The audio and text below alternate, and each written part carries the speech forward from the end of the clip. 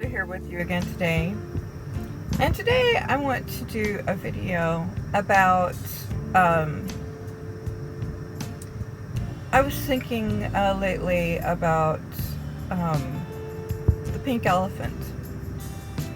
And when I say the pink elephant, some of you might know this term and some of you might not.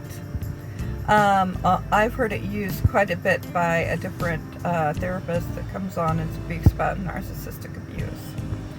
And it's just so, it can be so prevalent when you, and helped, and it also helps you keep stuck in denial when you are still hanging around possibly a narcissistic family,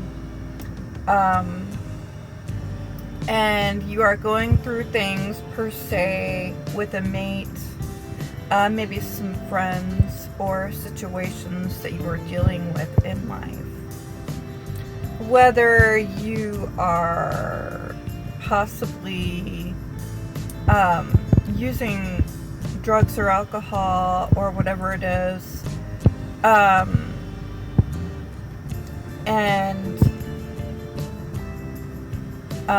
these narcissists like to keep you there. Why? Because they have more control over you. They can keep you like that as long, not for as long as they can, but again, that is true if you do not learn about what it is. And the pink elephant means gaslighting. I'm going to take a drink. You have to understand, because gaslighting can be such a powerful tool that they use, that they might not know what they're doing when they're doing it. Because oftentimes even enablers and things are used to being treated like this, and it can be a narcissistic trait off maybe one of their husbands or wives, whether it's, or the narcissist themselves that are doing this, or all the flying monkeys involved underneath, possibly the children underneath that they have taught to do this, or close ones to them that have a lot of narcissistic traits themselves, and that fly around like flying monkeys do, the narcissist. And so I'm going to use this for instance. Say, okay, you're having a problem you're dealing with, and you're saying, you're trying to have a conversation with these narcissistic type people, and you're going to see the reality. Over in the corner there's a pink elephant, and it's taking a shit in the corner of the room, and you're going to see it because it's really there,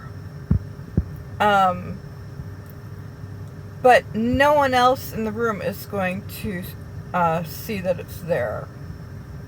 And so you're going to see, don't you see that pink elephant there in the corner taking a shit? They're going to look over there and say, I don't see anything over there. Whether you are getting beaten, and that enabling mother or whoever you're going to tell this to is going to use that narcissistic manipulative trick and say, I don't see anything happening like that to you. You must be crazy. You don't know what you're talking about. That's a big one that narcissists use. I don't know what you're talking about. Or that's not happening to you, whatever that may be. I have a problem with drugs and alcohol. Whatever it may be, they're not going to see that pink elephant. like you do. Whether they are blind to it, conditioned not to see it by someone else. And that could be you as well, as they condition you not to even see the reality of what could be happening to you or someone else. I love that terminology, pink elephant, because there's a side of me that has to see it with a sense of humor. And it's a great way to kind of pull away and look back as you see them doing this. When, of course, a lot of times they want to pull an emotional reaction from you. Whether instead, as you do start to see this happen, to not give them that emotional reaction that they want. Why?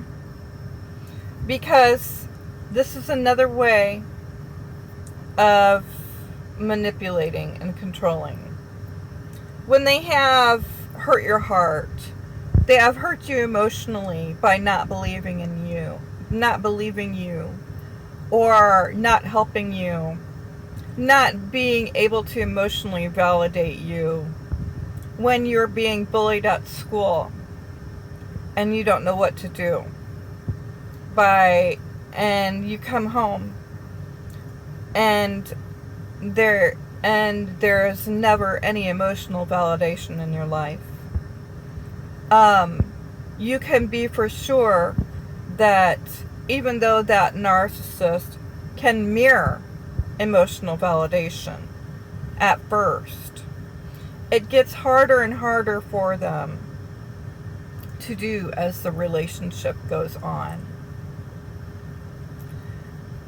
That's another thing that I wanted to talk about this morning as I was studying mirroring a little bit in the beginning of relationships, how this person can really at first start with the positive mirroring where everything's going to be great, and they question you and get you to about what you love, what you like in life, what you do, and they fake it. They have that mask on, and they can really get you to believe and think that they are the one for you, that they are the one for you and the only one for you, and that they can be your soulmate. But as you can watch in time, just watch what kind of mimics these people are.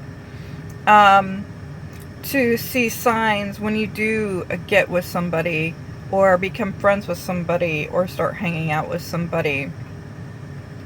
Because in due time, when they do, that mask does start to fall off, and you can see that these people are not really connecting with you from their heart space, being with you, understanding you, because they have no empathy.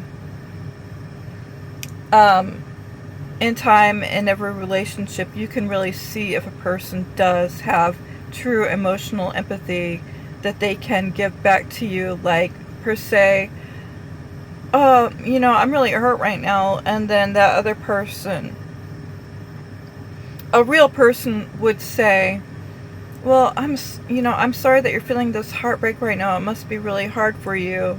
Like to give something emotionally validating and healing like that back to you.